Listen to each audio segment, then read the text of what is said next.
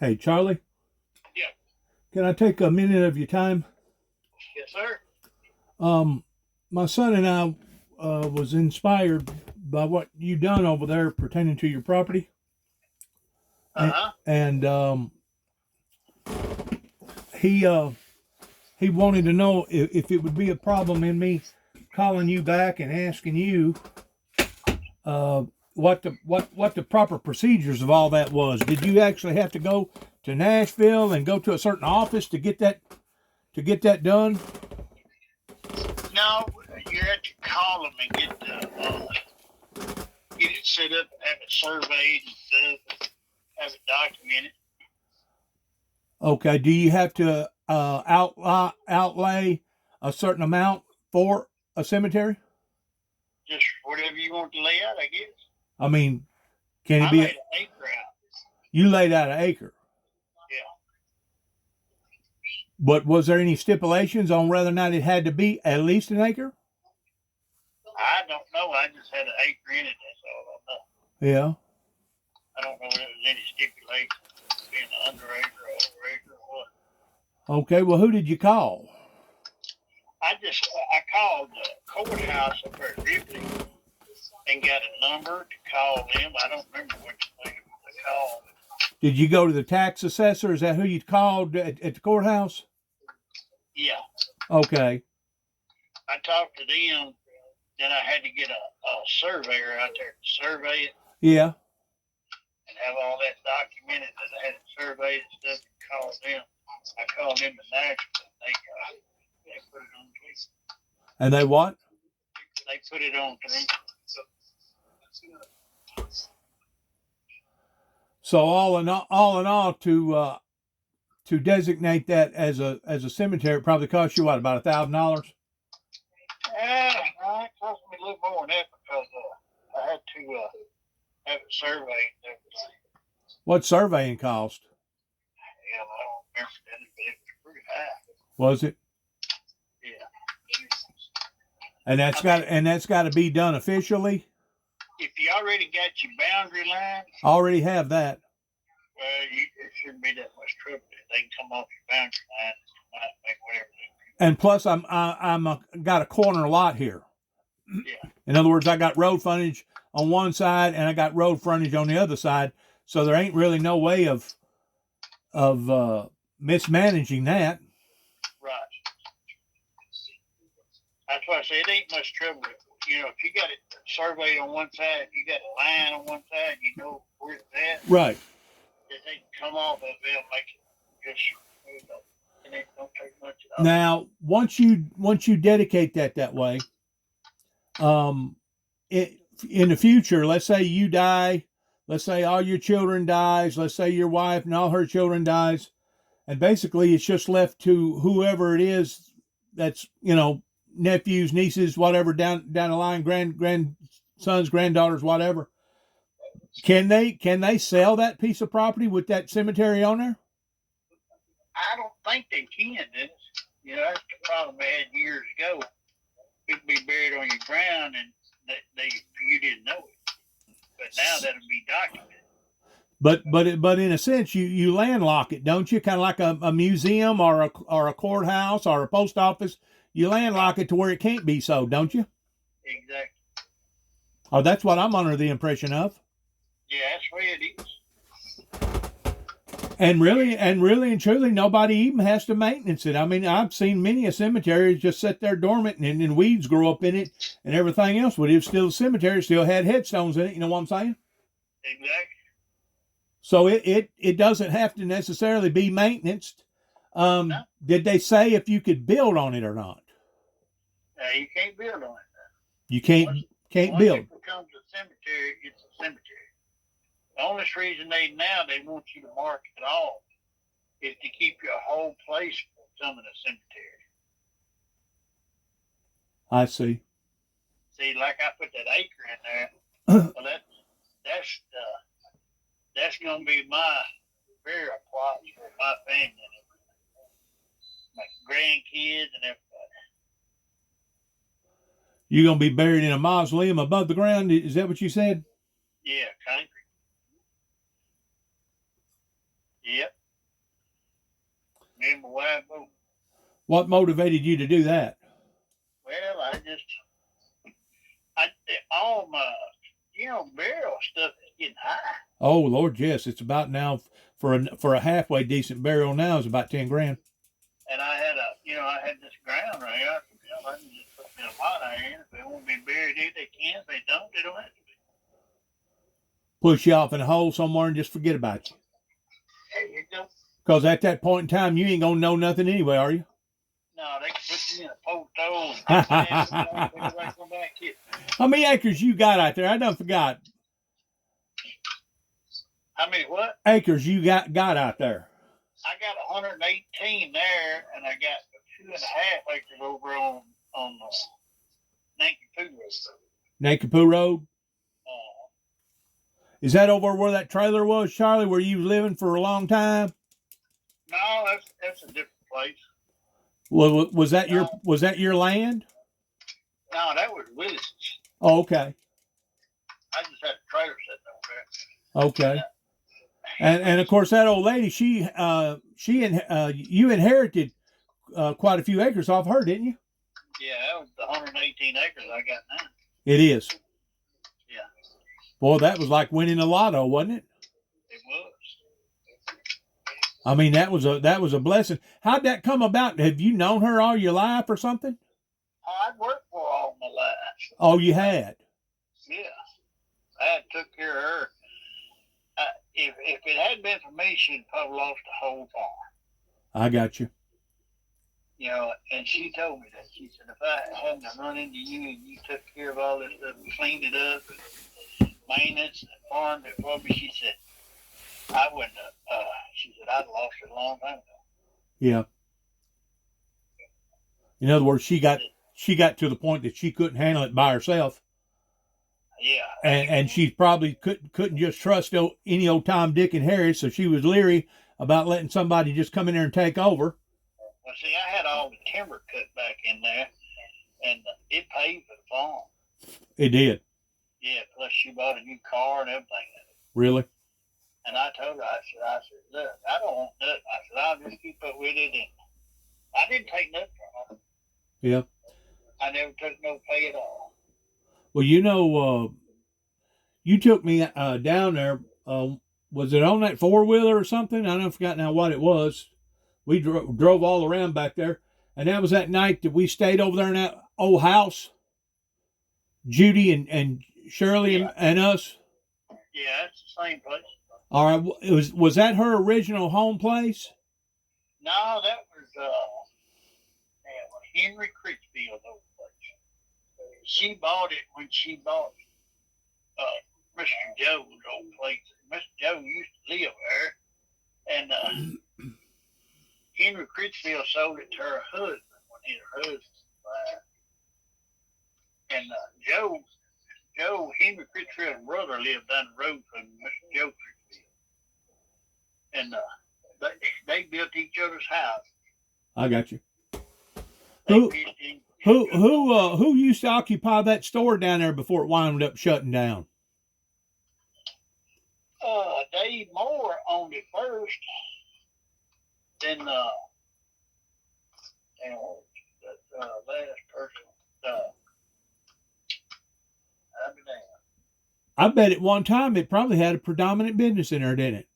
Oh man, one time where you could buy shoes, clothes, anything you wanted. Could you get a sandwich or anything there? Anything.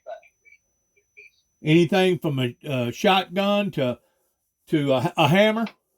He had everything you need: steeples, hammers, screws, anything. Really? I bet y'all kind of hated to see him go then, didn't you? Yeah, Dave. He sold a lot of stuff there. I bet he did. He got to where people wouldn't pay him on it. He just got out of it. He couldn't make the money. Trying to carry too many people. He had a whole wall full of people that did pay. Had what? A whole wall full of people behind the desk there that didn't ever get paid. Well, he showed me one day he was about I don't know how much. $200,000 or $300,000. Wow. Well, they basically done the same thing to my great grandfather down here where I'm living at now. He used to run a pen store down here, or not the pen store, the limb store down here. And he actually worked for the state a little while. I didn't realize that Weakley County basically consumed all of Obion County at one time, and all of Tipton County, part of Gibson County, and part of Henry County was considered all Weakley County. Right.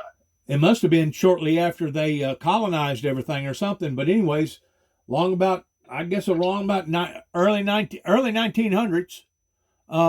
My great grandfather was a dutyator towards going around being a judge. And back then you wasn't just a judge. You was a judge. You was the jury and the executioner. Well, back then you was everything. That's what I'm saying. And there ain't no telling how many people that he hung around in this area, because that's how the limb store got its name, towards so many people hung off the trees down there, off the limbs. They started calling it limb store. Well, that old store down there where Dave had, I don't forget the old man that started the store, but he had everything you could think of. Dave started there when he was young. He was still in school. And the old man left it to him. I see. And when his wife passed away, well, she gave it to Dave. Okay, take it over. Well, that building's still there, isn't it? Yeah, that was an old bank, you know. No way. Yeah, it was. Really? That was the first bank in Lauderdale County. Are you serious? Ripley used to be, was going to start right there. Ah, okay.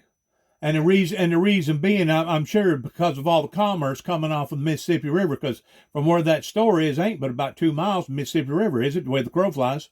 Yeah, but it was supposed to have been the highest place in Lauderdale County, but come to find out, it was out there at Ripley was higher. They moved Ripley out there. They did. Mm-hmm.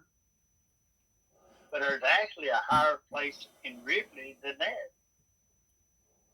Over there, like going over there where Tina Turner was born.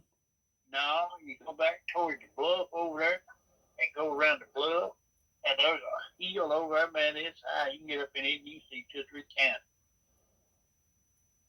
It's high. All right, I've been back there a couple of times. There's a granary back in there that hauls grain and stuff. Pretty big outfit down there on the Mississippi River right there. Oh yeah, it's a big old granary. Yeah. Yeah, it's a big. You know, Wiley Hudson put a steel operation down there too. Now, what does that consist of? Scrap iron. Scrap iron. Yeah. I got you.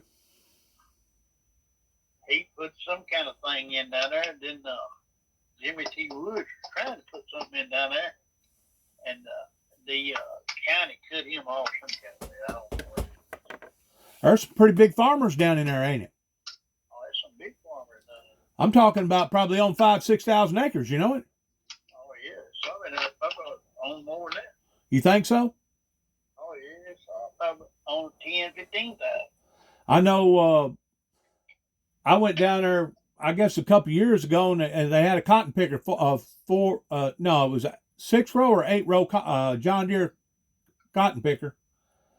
Mm-hmm. Had to have been $1 million piece of equipment, and my God, you could drive as long. I mean, you couldn't see him on the end of the row.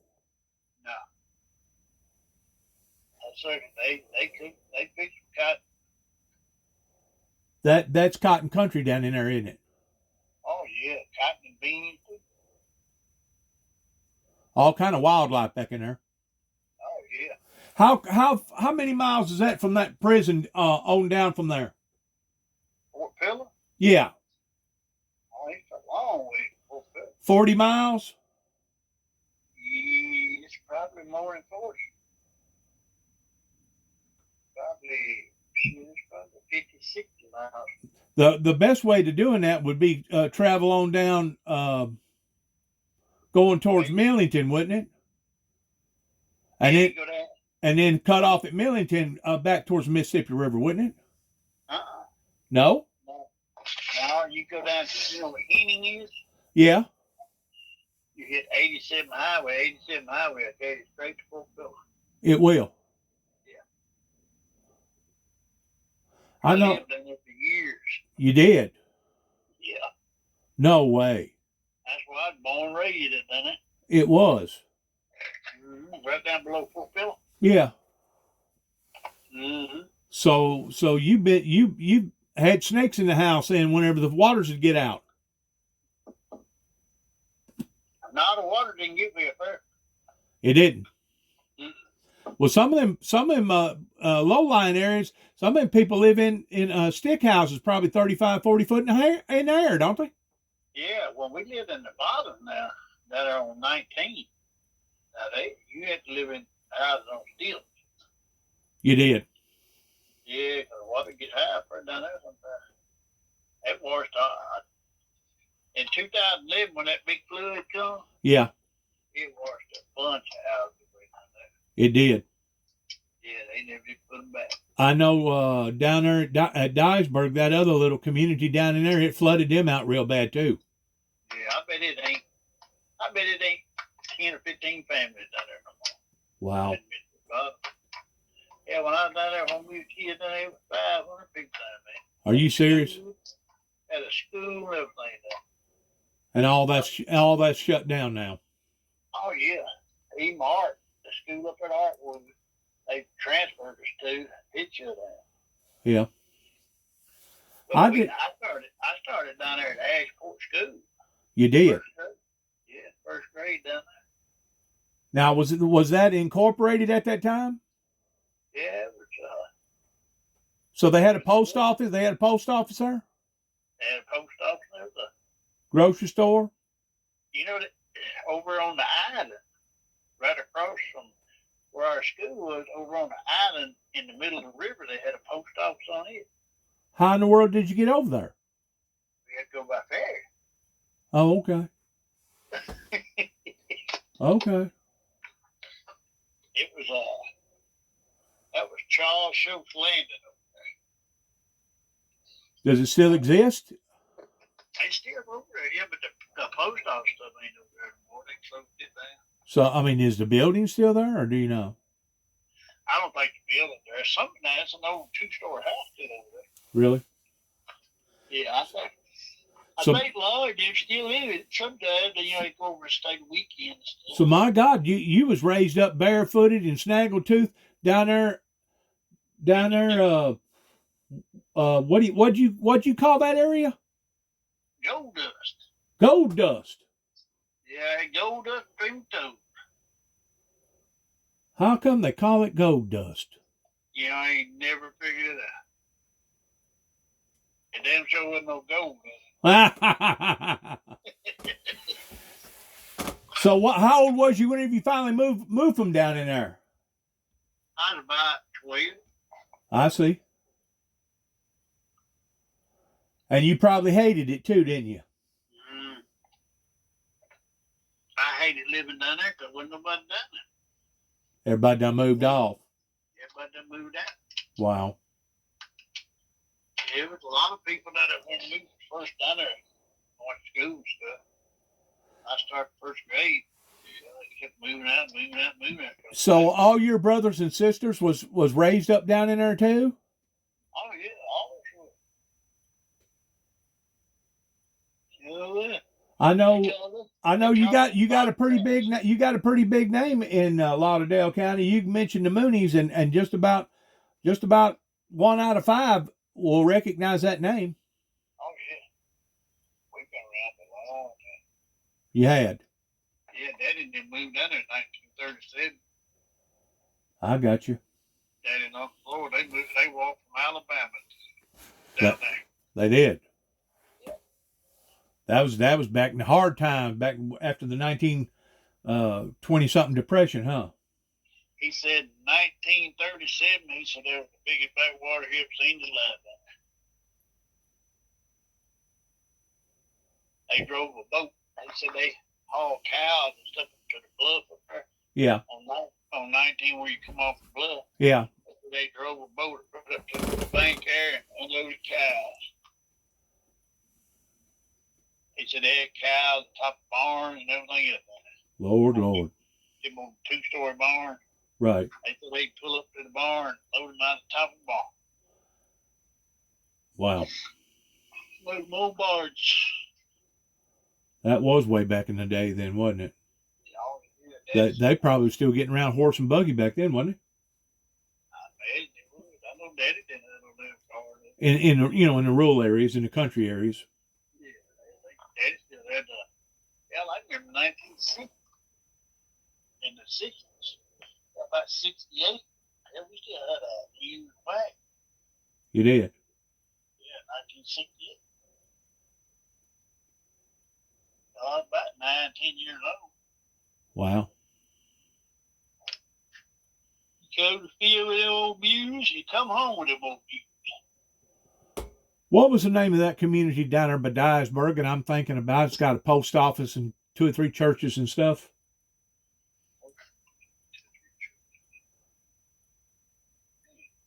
You know what I'm talking about?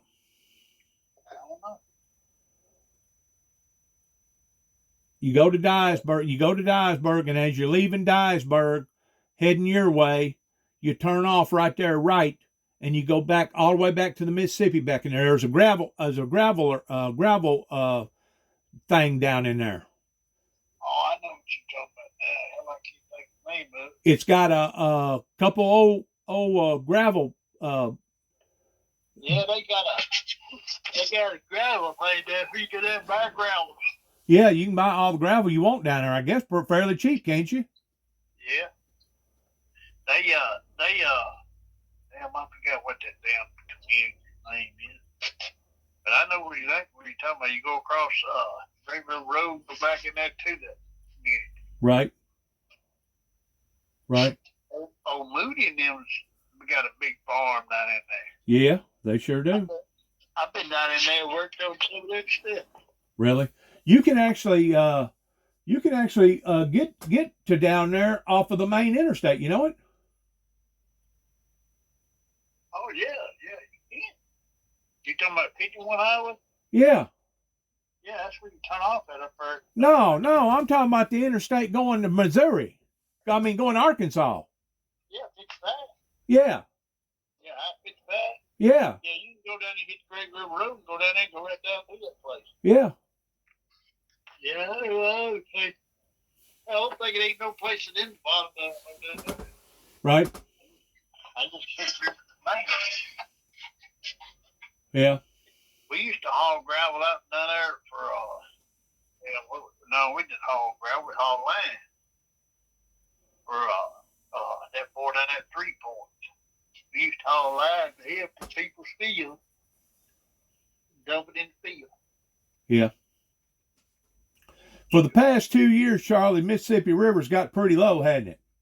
Oh yeah. Did that affect them barge runners very much? Shit. You think they've lost money in the past 2 years every year? Oh, I imagine. Because they can't take near the load when they like it. But yet now they're still paying for the gas and the fuel and the labor and wearing out the equipment, and et cetera, et cetera. Well, they charging that to the man that they haul it for. The man they charging that to the people out there that they haul it for. I got you. I didn't know this, but that they actually have a service on the Mississippi River towards like a motel, a floating motel. I guess it's got air conditioning and kitchen and the whole 9 yards. And I don't know how far up it you can go or how far down you can go. Do you know anything about that? Oh, they got a bunch of them down here. Down there in Louisiana? River Queens, all them. How far up do they go, though? I think they go from St. Franceville, where we at, Yeah. back up to Vicksburg or Natchez or something like that. It's Okay. probably 100 miles, 120. Right. And wasn't you telling me that whenever the water got low like that it was contaminating the river all the way up to Memphis? Shit, it contaminates the river all the way through. Salt water? Salt water backs way up the river when it backs from up through New Orleans. New Orleans had to have water. I don't know if they had it hauled to them or they had a plant down there that made fresh water from salt water. But you couldn't just use water out of the river like it did because it was salty. Well, how much money you figure the Corps of Engineers has spent down there in New Orleans towards trying to build up all them levees? Probably a couple $1 billion. Shit, could be another one place. What? No. With a B? With a B? We bought 6 bars load of rock at $500 million. I mean, 1 liter. Just to put on the edge of the river, but they put mats there. Well, they claim that the Dagum city is steadily sinking. Did you know that? What, in New Orleans? Yeah. Well, yes, it's sinking. I'm talking about the ground. I'm talking about the weight of all the concrete and the ground is steadily giving way. It is. And of course, the oceans continue to keep rising. Well, plus you got field dirt and stuff coming down the river and the ocean.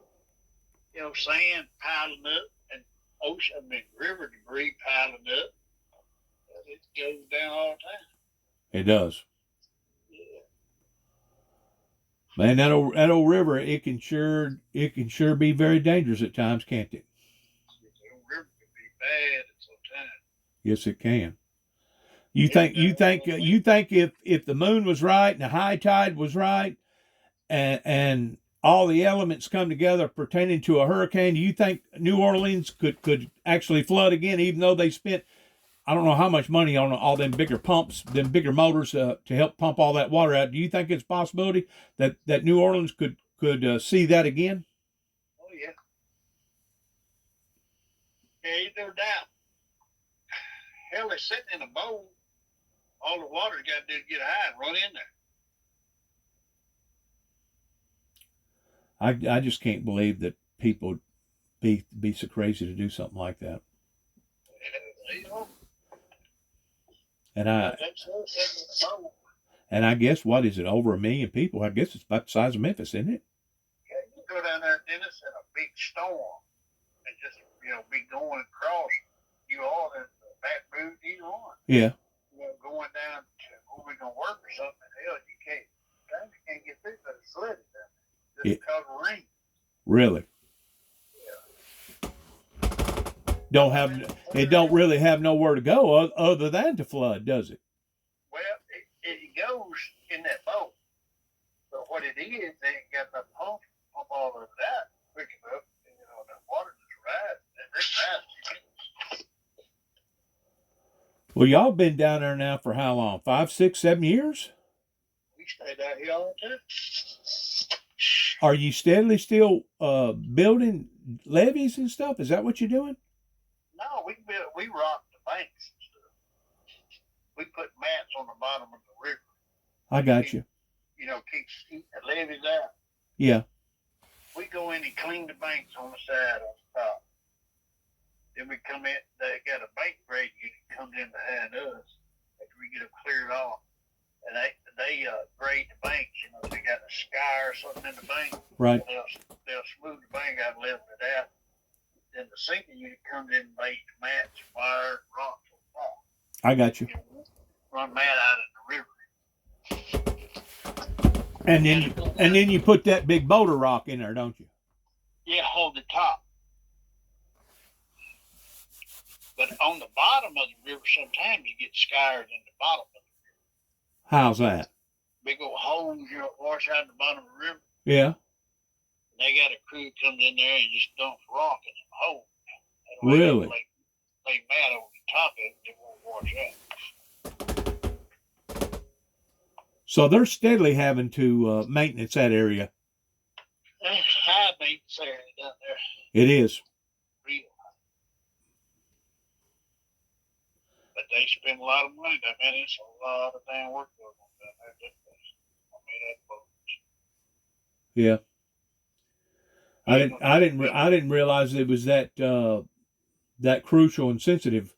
Oh, towards all that down in there. I know at one time they almost lost Hickman, Kentucky up here in this area, and they had to go in there because of the way that curve is. They had to go in there and basically do the same thing. They had to put them big rock and mats and everything down to keep the bank from washing away because they thought that they was going to wind up losing the whole town. Damn, Hickman, Kentucky, about to just go away. Yes, sir. It's almost died. Yeah, it just, we were down there working, and that little bank comes up down there. Yeah. And a lot of trees washed out up there. They had them big rain. We had to pull all the trees out of the creek down there, the waterway. We go in there with a barge and crane. We pick up some trees. Ain't no telling what they weigh. They huge, big old cypress and stuff. Yeah. Hell, they won't die. They stand out there in that water and start growing again. Really? We got to get them out of where it starts growing up. I got you. Well, they got a gravel pit down there too. Yeah, they got a big gravel thing down there. Uh-huh. You know, they haul all that rock in out of the river from up around Cairo somewhere. I don't doubt it. Black Rock, Arkansas. Yeah. Oh, yeah. What's that other damn bunch of people that do rock up that way? Yeah, I know what you're talking about.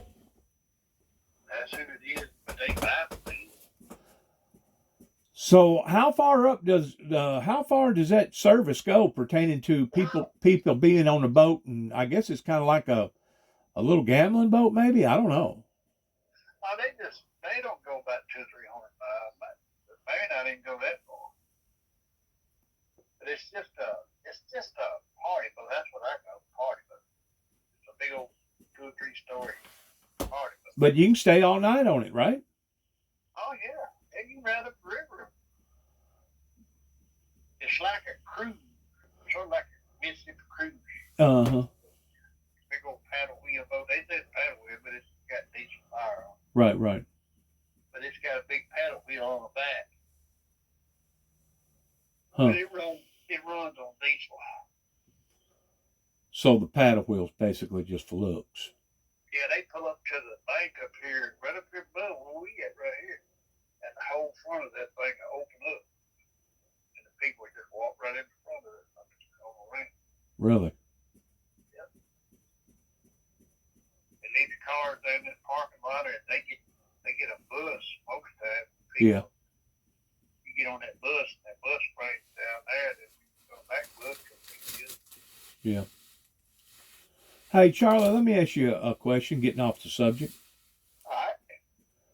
You remember whenever I was married to Shirley, right? Yep. Whenever all that stuff went on in my life with Homeland Security, what did you think about all that? I didn't really know what to think. I didn't know what. Well, you had to think one way or the other, whether or not I was guilty or crazy or whatever. I mean, you had to think something. Well, I didn't think it's crazy. Then I wouldn't be around. That was kind of tough on our relationship there at very first, wasn't it? No, it wouldn't bother me at all. I'm talking about my wife, our relationship. Yeah, you surely had a hard time. Well, you was gone a long time. Well, I was stuck off up there in Butler, North Carolina, towards being evaluated for almost 6 months by United States federal government. That was crazy. Yeah, it was crazy because the fact of the matter is, I never did threaten George Bush. Well, that's it. Hell, they caught you before you got up there, did Yes. How did they know you was coming? I messed up and I wound up over in Indianapolis, Indiana, and somehow or another, I was just at the right place at the right time, and I wound up getting in a parade. And the way that I had my automobile all dressed up at the time, people was just oohing and ahhing over it. They liked it. Of course, I was passing out material too pertaining to the message because I was on my way to Washington, D.C., and after I left, it must have stirred up some excitement with somebody towards making some telephone calls, because I was stopped outside of Ohio by two state troopers that pulled me over and basically told me where I'd been, what I'd been doing, and that they had a word for me. And the word was that I needed to turn around and head back to Tennessee, that I was not going to make it to my destination pertaining to Washington, D.C. And they wrote me out a ticket from Ohio, but they never signed it. They said, here, this is a warning. And whenever I left them guys, I was right there at the Panhandle, fixing to go off into Virginia, West Virginia. And that's whenever I pulled off the road. Of course, we didn't have cell phones back then. No. And I contacted Shirley, and I told her what was going on. And I think it literally just scared her to death. Because she probably figured that they was gonna kill me. And the whole primary purpose for me going up there was because I know that they did not go to war with the right evil axis of evil pertaining to going to war towards trying to eliminate Saddam Hussein. That was during Desert Storm and Desert Shield during the early 90s. Yeah. And you know, whenever they finally did get him, whenever they finally did take him out, that created a vacuum. And instead of that bringing stability to that area, it actually brought instability. In other words, all the terrorists come out then. Yep. In other words, Saddam Hussein was maintaining some sort of an order, even though he was doing it in a rootless way. But whenever you're dealing with rootless people, how else are you going to deal with them, Charlie? They got no Saddam Hussein and Bin Laden and a whole bunch of them. Well, they got Bin Laden later on after 9/11. Yeah.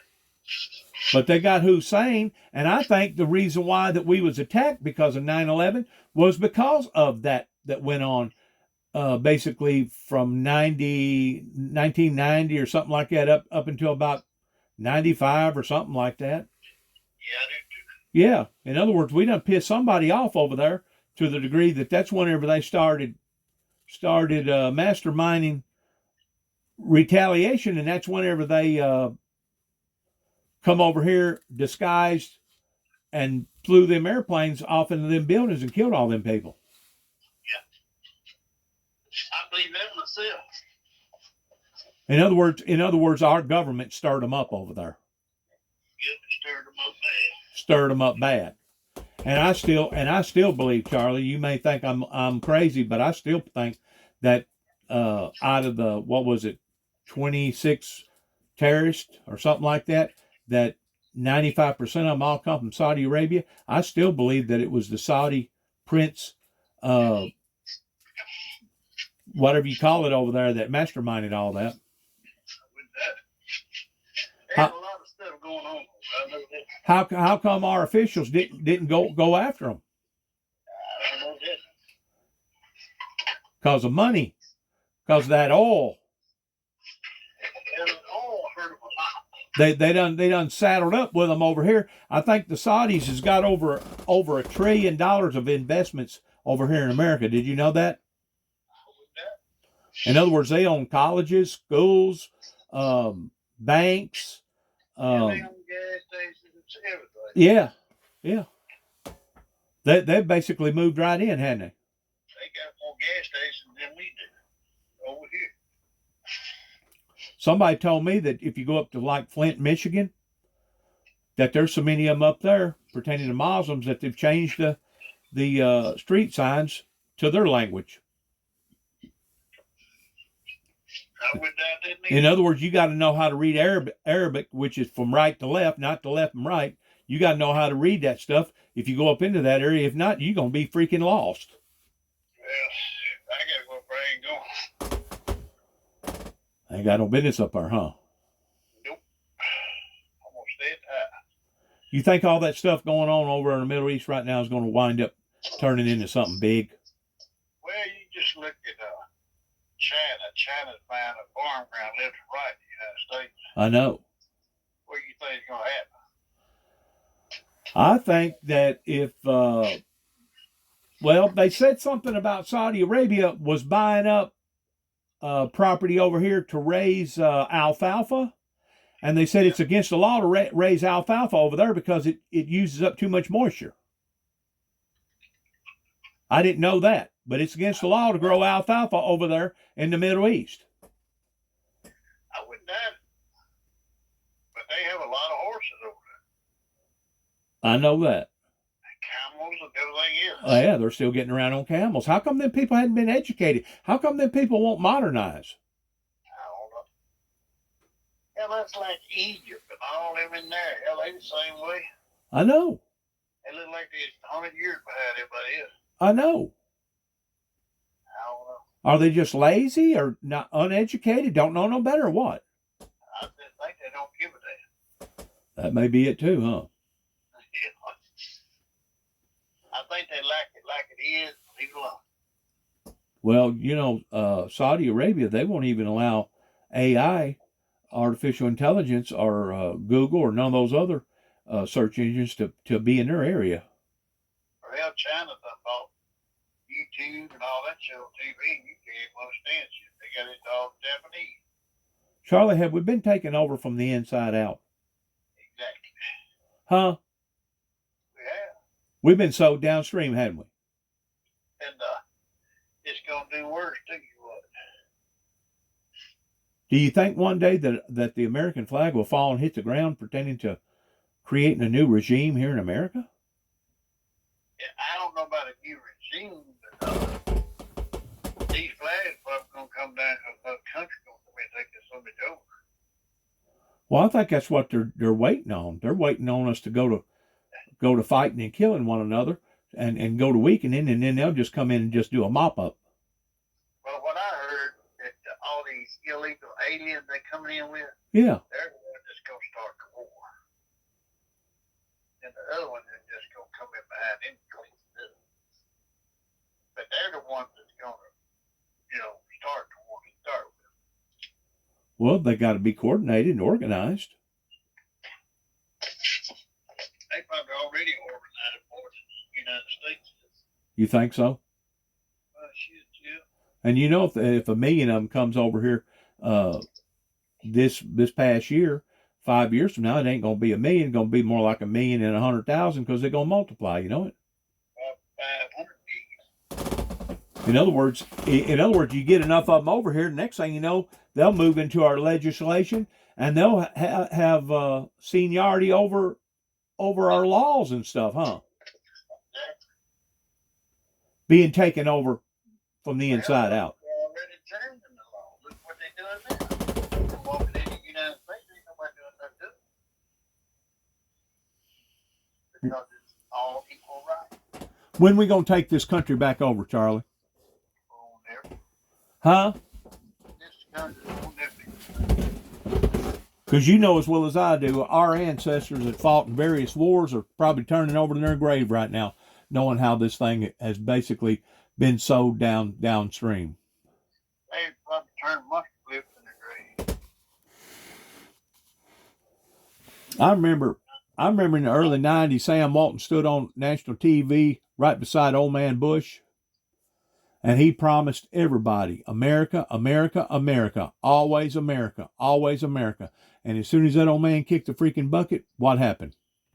Japanese. And the bad thing about it is, it wasn't just them. It wasn't just Walmart. It was all the retailers started going overseas. I mean, you can go to Lowe's and get to looking at some of their tools and stuff, some of their hardware. It ain't made in America. Made Japan. Yes, sir.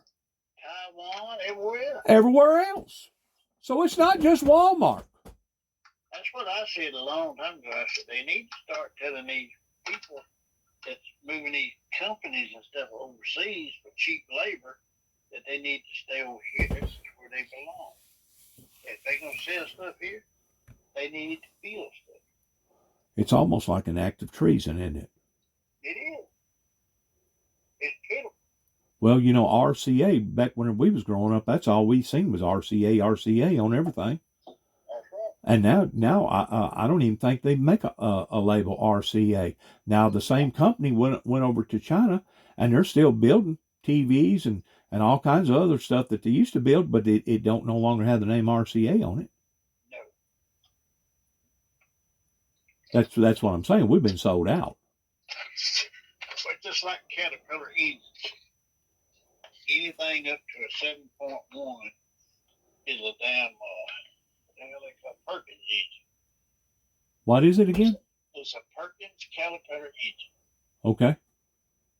And they're made in England. Well, did you know that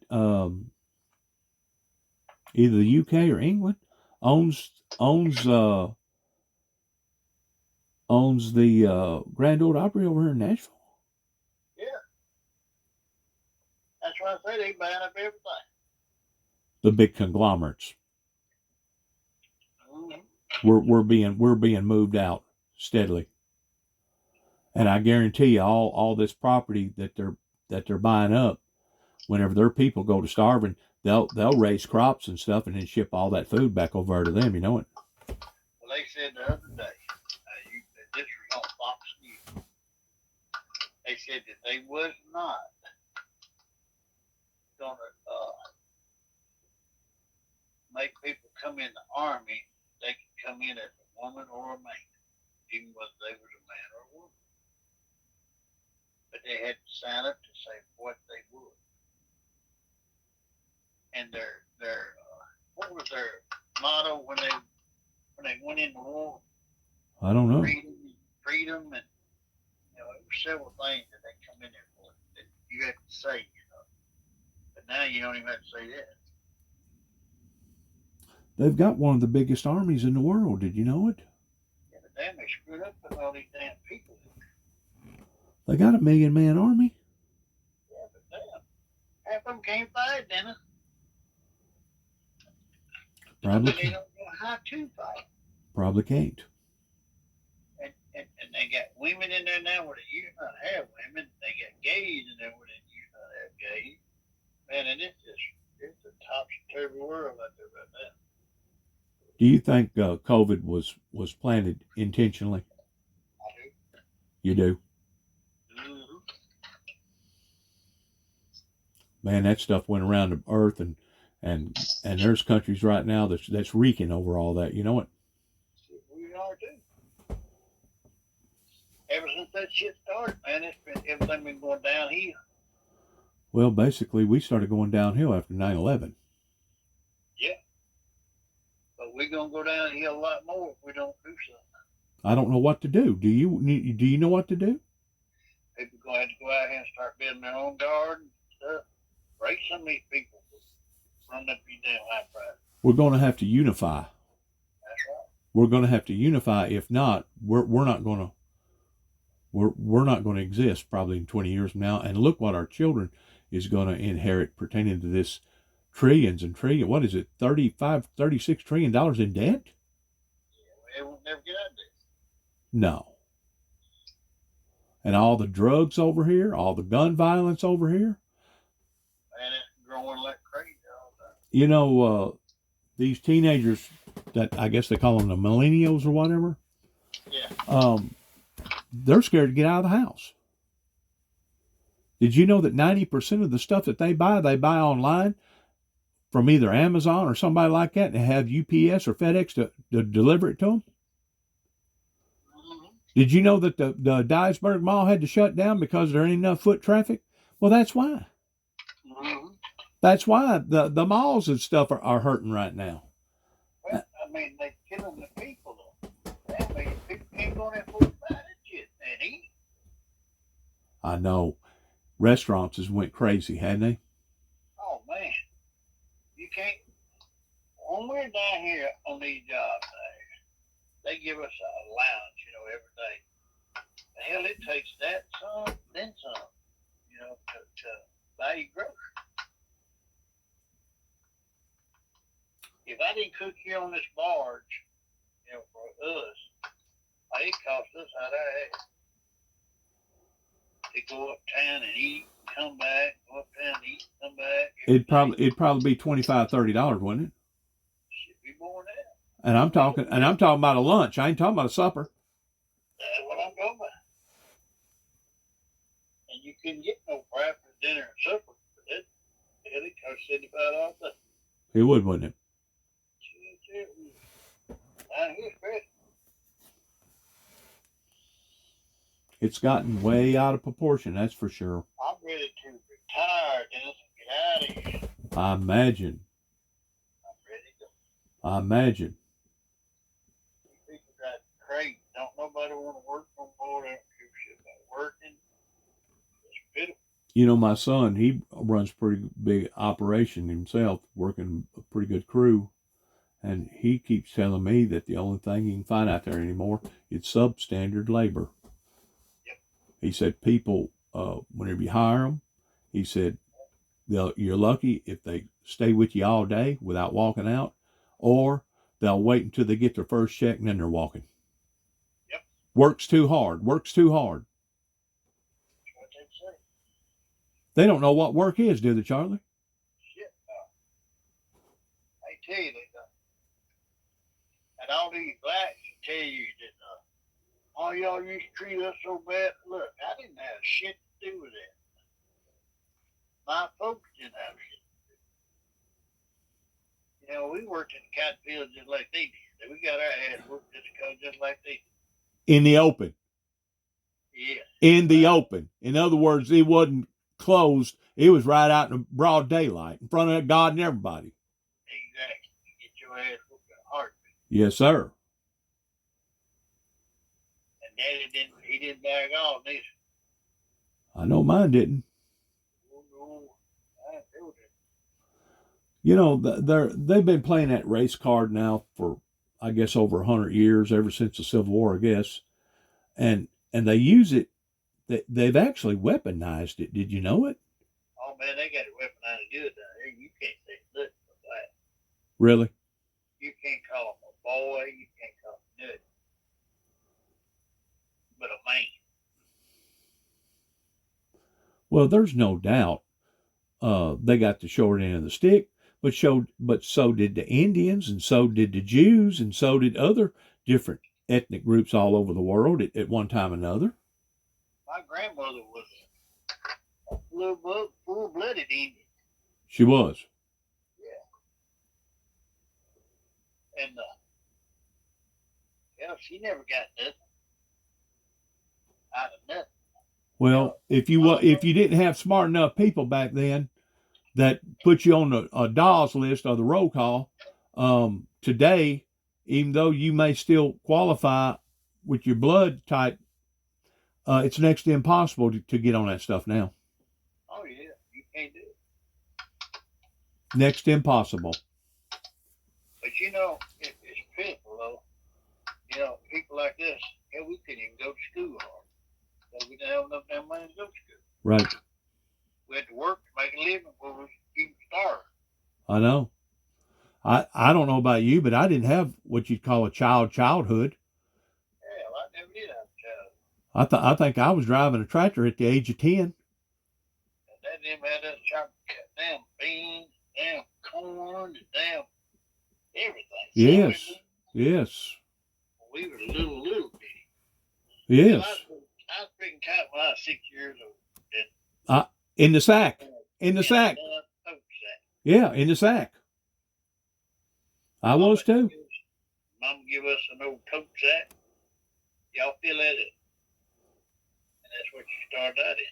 Yep. Then you graduated to a 6.5 foot sack. Yep. Then you went from a 7 foot on up to a 9 foot. I know. Yeah. That's what I told the boy down at Ripper one day. He was hollering, y'all need to get out of the way. Let us get up here, black boy. I told him, why should we let you up here? Y'all been holding us back for years. I said, holding you back how? Making us pick cotton and stuff, making us stay behind, making us be last. I said, let me ask you something. I said, how much damn cotton you ever pick? Or beans have you ever chopped or anything? I ain't chopping no damn cotton or beans. And they ain't picking none neither. I said, well, you need to stay at the back of the damn line. And I said, because I pick deep. Charlie, they got a inferiority complex. And what I'm saying is they've weaponized that towards wanting a free handout. There was 3 boys out here on the bank one day. Alvin, black man, and the other 2 boys were white. Well, I walked out there on the radio and I told him, I said, all right, boy, y'all come on eat. Boy, when he come in, Alvin come in, he was mad. Y'all call me your damn boy. I said, well, what do you want me to call you? You call me a man. I said, a man, hell. I said, you need to get your ass in here and eat. And I said, well, what are you, a damn girl, if you don't want me to call you a boy? I know. Yeah, just little bullshit like that. And I wasn't pointing him out. I told all of them, I said, y'all boys, come on in and eat. Just the same if it would have been a group of white guys. Well, that's the same thing. I've done the same thing. Exactly. In other words, you wasn't using presidential being prejudiced as far as using prejudice statements. You were just being you. That's it. But let me tell you what happened to another boy. He did the same thing. One of our big bosses. Okay. Well, they had to talk to him. The big boss up there at work had to talk to him. So he went up there. He said, well, I heard you've been calling some of our boys. And she said, she is a she now. It's a man that's the supervisor. Right. He said, yeah, I didn't mean that bad. He said, that's the way we all were raised, They holler, y'all boys come here or whatever. He said, I don't mean that bad. She said, well, you can't do things like that. She said, but I know you good old boys always do things like that. And he said, he was laying in the bed. And he said, that son of a bitch, call me a damn big nigga. Calling me a good old boy. Or a honky. Yeah. I've been called honky by him before, hadn't you? Yeah. I told old boy one time, I said, I'm a honky. I said, I guess I'm a good honky. I said, because I work there all the time. I said, I don't have no trouble with anybody. You wasn't expecting to get a free handout, was you? Hell no. We come into this world naked and broke, and we're probably going to leave the same way, don't you figure? I know I am. I don't know nobody that can take it with them. Do you? Well, you might have some more ragged clothes on when I go, but hell, they ain't. They gonna rot off. What do you like? About 2 more years retiring? 3? Well, I got a year and 7 months. A year and 7 months. So I'll be 66. I got you. That's whenever you gonna pull up stakes. I'll pull up stakes at 67 and I'm gone. I got you. I'm gonna go and work till I'm 67. I can work till I'm 66 and 7 months. I said, hell, I'm gonna go on that 3 more months, 3 or 4 more months till I'm 67, and then I'll get out. And you ought to be able to draw a pretty good check, shouldn't you? Yeah, I draw a good check. Yeah. I'm talking about whenever you retire. Yeah, I'll retire from here, plus I'll get Social Security too. Right. I'll get my full Social Security. Right. Well, you'd probably retire on about what, $4,000 a month? That or more. That's a real decent retirement for Tennessee. Oh, hell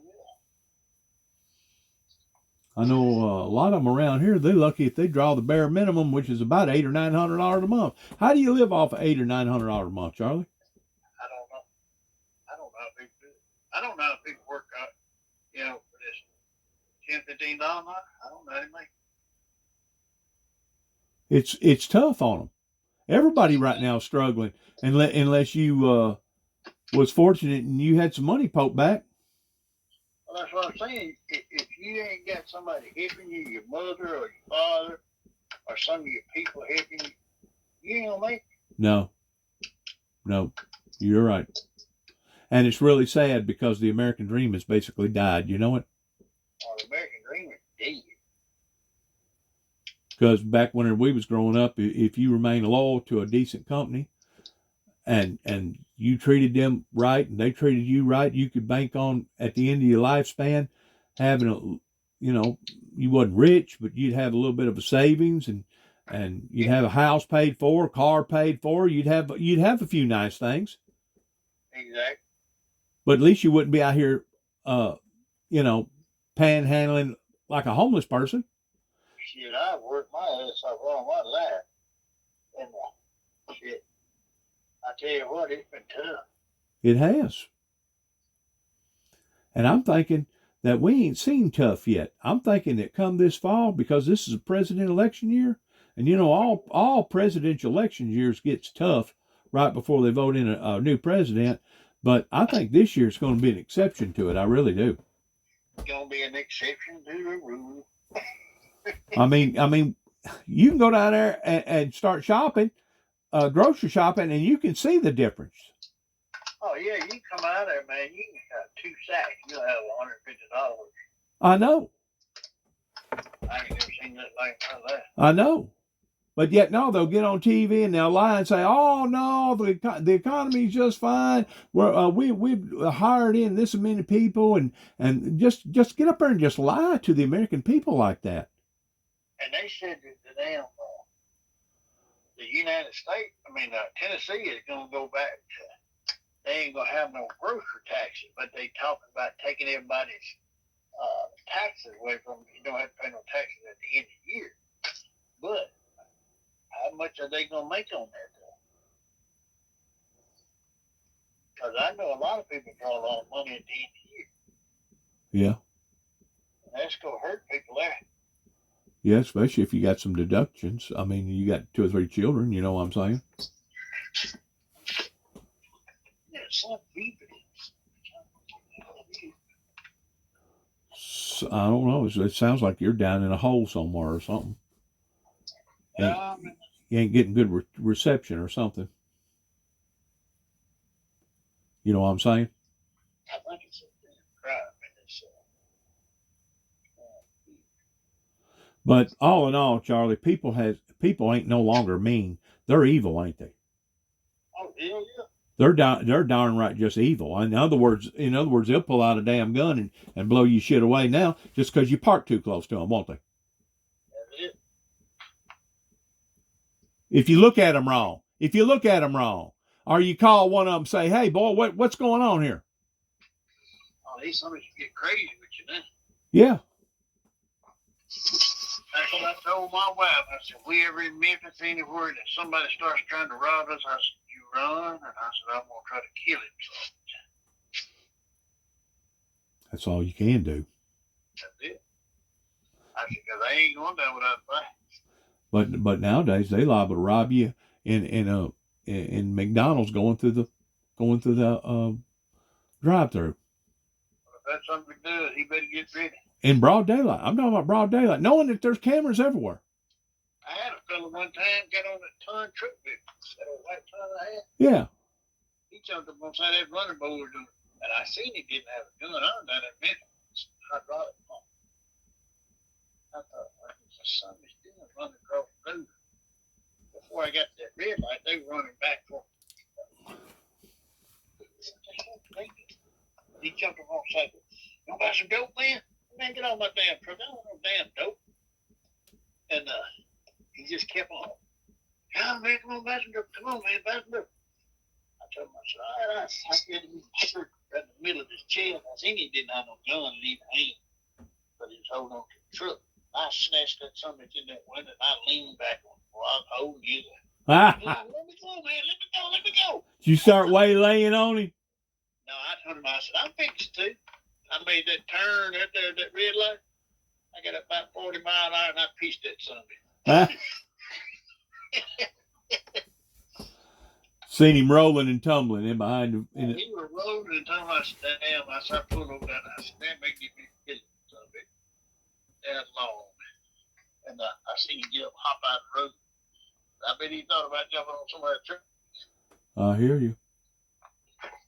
I sure glad hope is there. I hope he's there. I hear you. He was screaming and hollering, let me go. I said, what I'm fixing to do. Wait a minute. I hear you. I tell you, Memphis, man, Memphis and St. Louis and all these freaking cities just turned into nothing but just yeah. You would have heard that black guy. I don't think what he would, but he was giving them Memphis hell. He was. Yeah, hell. He told me, he said, y'all got to do like the white men. Stay away from me, black motherfuckers. I was like, what? Well, my son was raised up in Memphis with his mother and Arabs down there, and he moved out of Memphis about 2.5, 3 years ago. And I asked him, I said, why'd you move out of Memphis? I said, you're familiar with everything down there. He said, because it's become too evil. It is. Man, it's a killing down there every night. Somebody gets killed. Now, is this all activity going on in behind the FedEx going into Mississippi? I don't know where. It's all over Memphis. It is. Yeah, they have burnt Memphis out. Memphis ain't worth shit. You know, Memphis used to be a big town to go to. You know, because it was a good town back when I was a kid. Yeah. But it ain't no more. Well, the plans was, before I-40 come through there, that Memphis was going to be the predominant southern city, kind of like Atlanta. But something happened to Memphis after they brought that interstate through there. You know it. They had a boomerang shot on their ass. Something. That just opened up the corridor towards all them drugs coming in there. Well, see, a lot of drugs come in from Cairo up through that way. All up to Chicago. They come in that way up there and come down 40, 55, and 40. So they get down to Memphis and they just go all that wild. You ever get to thinking that some of them drugs could actually be coming up and down the river? They probably are. Because I imagine you see some pretty nice boats going up and down through there, don't you? Oh, man, I've seen some big damn yachts up that river. I'm talking about them cigar boats. That's what I'm talking That's got like 3 or 4 freaking 444s in the back end of it. No, you don't see many of them on the river. You don't? No. Now down towards New Orleans, you'll get to see a few of them. But you do see that. But you do see them $1 million yachts everywhere. Oh yeah, they come up out of there all the time. Yeah. I don't know what's going to happen to us, Charlie. I really don't. And I hope and pray that you get to go home, and you get to settle down, and you get to live out the rest of your remaining life in a halfway civilized way, because the way things is going right now, I don't know that any of us is going to